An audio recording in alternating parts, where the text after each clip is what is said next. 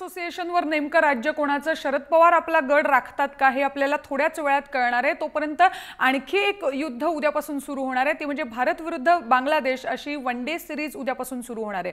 3 matches खेळवल्या जाणार आहेत या सिरीज मध्ये आणि महेंद्रसिंग धोनीच्या नेतृत्वाखाली भारतीय टीम कशी कामगिरी करेल यावर सगळ्यांचं लक्ष असणार आहे। एक लक्षात ठेवायला हवं, जरी पावसासाठी एक दिवस राखीव असला तरी 3ही दिवशी जोरदार पाऊस पडण्याची शक्यता अजिबात नाकारता येत नाही।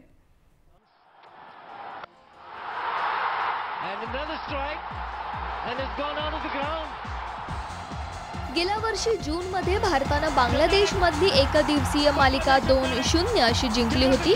त्यानंतर आता पुन्हा भारतीय संघ बांगलादेश दौऱ्यावर आहे। जागतिक क्रमवारीत भारत 4थ्या स्थानावर तर बांगलादेश 9व्या क्रमांकावर आहे। त्यामुळे तुलनेत भारत तगडा संघ आहे यात शंका नाही।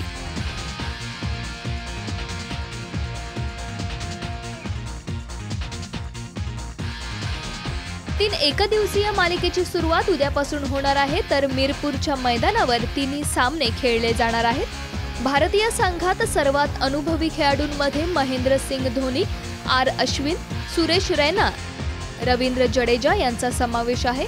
ओपनिंगसाठी शिखर धवन, रोहित शर्मा आणि अजिंक्य रहाणे हे असणार आहेत, तर मिडल ऑर्डरसाठी विराट कोहली, सुरेश रैना आणि महेंद्रसिंग धोनी असणार आहेत। वेगवान गोलंदाजीसाठी भुवनेश्वर कुमार, उमेश यादव आणि मोहित शर्मा हे असणार आहेत। यावेळी संघात 4 फिरकीपटू दिसणार, रवींद्र जडेजा, स्टुअर्ट बिन्नी, अक्षर पटेल आणि कसोटी सामन्यात 5 विकेट्स घेणारे आर अश्विन। त्यामुळे कर्णधार महेंद्रसिंग धोनी कशा प्रकारे संघाची निवड करणार यावर लक्ष असेल। बांगलादेशच्या संघाची ताकद ठरेल ती त्यांच्या फलंदाजीने। शकीब अल हुसेन आणि विकेटकीपर मुशफिकर रहीम हे दमदार फलंदाजी करू शकतात। बांगलादेशमध्ये भारताने एकूण 29 सामने खेळलेत, ज्यामध्ये 3 सामन्यात भारताने पराभव स्वीकारले आणि त्यामुळे आता भारत आत्मविश्वासाने खेळेल। कावेरी पगारे, जय महाराष्ट्र, मुंबई।